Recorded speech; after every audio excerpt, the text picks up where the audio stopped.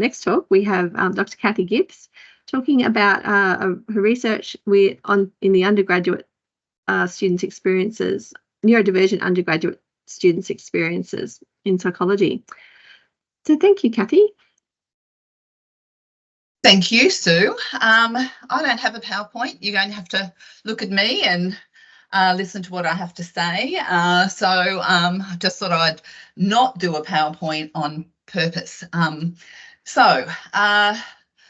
2023, I applied for a small AEL grant and was successful, and had a team with me, Kate Simpson, Jessica Painter and Kathy East, who's the manager of Student Support Services for an acronym shorter title.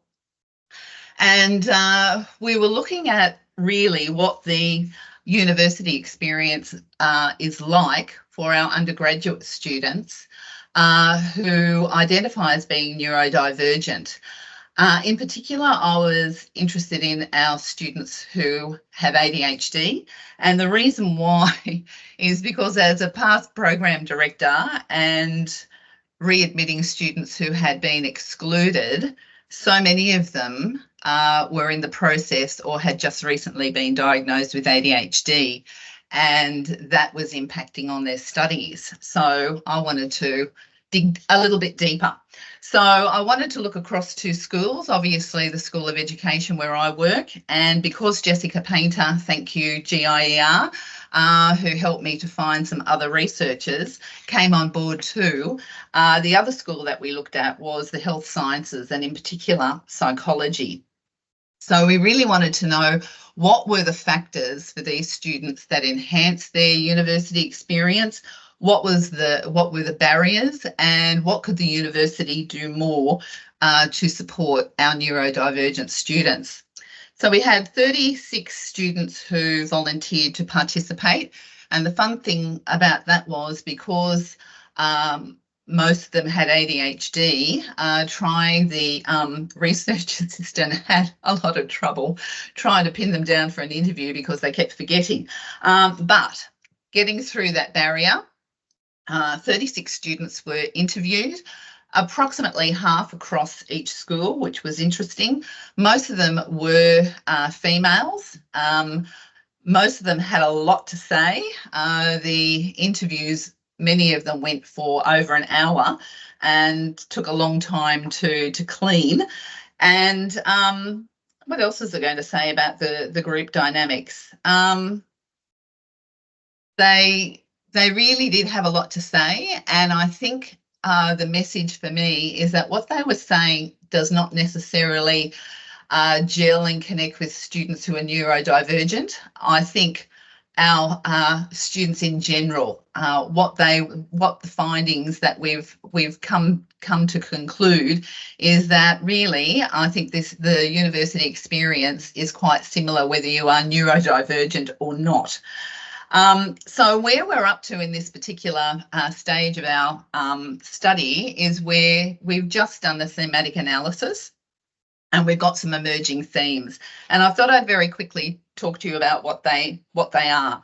So the first emerging theme is the actual learning environment for these students. So the two sub-themes are their learning connections and their social connections.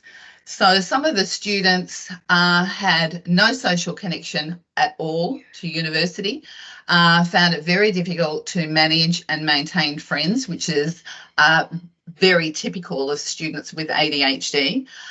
Some of them found it very easy to make friends. So, you know, we really have to try and pin down what the overall student experience is here. You know, one or two had one friend. One or two had no friends, but that social connection for some of them, or most of them, was actually really important because they could not find that group dynamics or that friendship group that could support them in their learning, which is really quite interesting. The next subheading or the next theme were supports as a neurodivergent university student. So the sub-themes that emerged from there were things like personal supports. So once again, friends, yes or no to friends. Family, many of them had family members who also are diagnosed with either autism or ADHD. And the thing that I forgot that I wanted to say, and it's just come back to me, is of the 36 students, 28 have ADHD, and the 4 have autism or a combination of both, and the remaining students had other mental disorders such as borderline personality disorder. Okay, most of them were formally diagnosed. A couple of them weren't, but their perception was they identified with either having, they identified as being neurodivergent.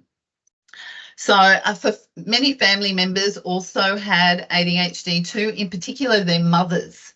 And their mothers were a huge support for them, and they were also somebody who they could compare and connect with, which I thought was quite interesting. A number of students refused to disclose to student support services that they had ADHD, because student support services in their title has the word disability. These people didn't believe that they had a disability, therefore they didn't believe that they should be connecting with student support services. So there was a lot of research that came out about whether to disclose or whether not to disclose.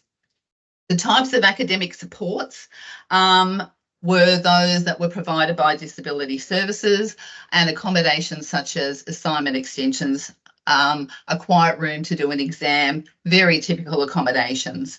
The environmental supports that were available for our students came under the umbrella of our particular university policies, and the actual pedagogical competence of the lecturers and the tutors. That too disclosed some very interesting information. At least one of them said there was only one tutor who I particularly connected with. Most of my lecturers or tutors, I didn't want to disclose my neurodiversity to. Many of them talked about their learning experiences, saying lecture bites were boring. They don't actually watch them. That was a very common thread that came through.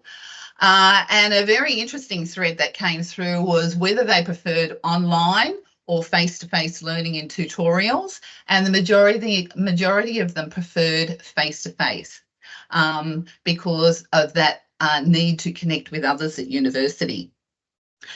The final theme is the identity theme. So what were their personal strengths that they were bringing to the university studies? And very typically, if they became hyper-focused in something, such as an assignment interested them, they would smash it out, not a problem. They really liked routines. So if a tutorial, for example, was changed all of a sudden, that was drastic. The certain characteristics of being neurodivergent, their motivation, many of them were very unmotivated to learn. Most of them procrastinated. They were not self-starters. They could not get their assignment started, hence the reason why they would end up applying for an extension, and the extension really was of no benefit because it just fast-track that procrastination again. Lack of focus, time blindness, forgetting to come to classes, and that new diagnosis for many of them who were diagnosed as young adults rather than from the children, creating a new awareness of how do I study, what is going to work for me. So that's where we're up to at the moment.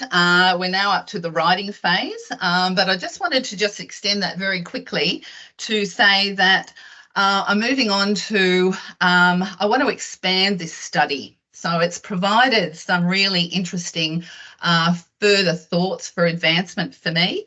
And so when an opportunity to put in an expression of interest with the Australian Centre for Student Equity and Success, their large grant research round for 2024-2025, only yesterday I've put in that submission. And this time, this expression of interest is all about exploring the university experiences of females only, and only those who are diagnosed with ADHD. And what I've found in putting the project abstract together is that there are no studies on female university students who have ADHD in Australia at all. And the project team could only find one international student, no, there are lots of international students, one international study in Ireland that has only 8 participants in the study. So this is really groundbreaking research.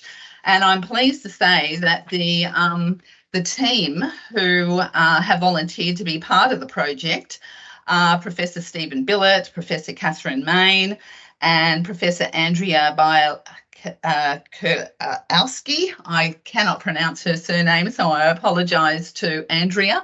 And what we're doing in this study is we're not only using Griffith University and all the schools, so we're certainly not focusing only on the School of Education and Health Sciences. It's open to all of our schools. But we're also working with the University of the Sunshine Coast, with Elizabeth Wheely and an early career researcher. So we're going to do a comparison across 2 universities of adult female students and their experience of university. They had to be recently diagnosed since leaving school. And so therefore we're looking at a very niche sort of group of students. Needless to say, that has now expanded into the international scene, where I'll be also doing a study just with 2 other colleagues from the University of Kristianstad in Sweden. And I will be working with those 2 to look at Griffith University female students with ADHD and doing a comparative study with that university in Sweden. Probably some more smaller numbers. So our numbers for the expression of interest will be approximately about 100 students across 2 universities. That's it from me. Thank you. Thank you, Kathy. That sounds very exciting. Do we have some questions for Kathy? I have one, but I'll wait for some other people to go first.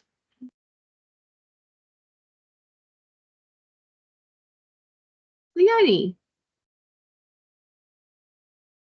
I'll help myself. Thank you so much, Kathy. It's great to hear how this has been growing, and like you've been investing in research. I don't know whether everybody knows that you've been looking at ADHD research for like a long time, haven't you?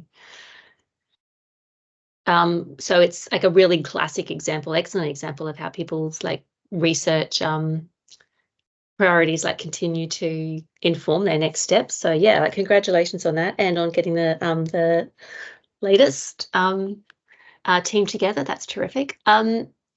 The focus on women who've been diagnosed with ADHD, I think, is really interesting for many, many reasons. But I'm wondering whether or not part of your interest was that there is particular areas where ADHD seems to be like impacting on women's participation and completion. Like, is it based on this data that you feel like they're particularly at risk for failure, or is it one of those genuine, let's just explore this, see what happens? Okay, great question, Leonie. No, it's the second. Only because in the last 12 months in particular, we've had a huge media reporting the number of female female adults who have decided for some reason that they're going to seek a diagnosis. So one of the research questions, or probably one of the questions in the interview, will be, well, what made you, why as an adult are you now seeking a diagnosis? And to me, that's fascinating and very sad that we've really got no research on women and so much research on men. So Yeah, I love that. So that's great. Congratulations on doing that. And like, I think I'll shut up now, Sue, I promise. Like just the general tendency for medical research to neglect women as a population, like that's huge, and to just dismiss women's issues as, oh, she's just a bit emotional, or, she's just distracted by the children, or, whatever, and not actually treat it as in the same way. So yeah, congrats on doing that. The masking is a big, because I've started to interview a couple of young adults who have approached me to say, oh, I've just been diagnosed. And so I've asked them the question, why? And one of them, who is now a student here at Griffith, is a student that I taught from year 8 through to year 11.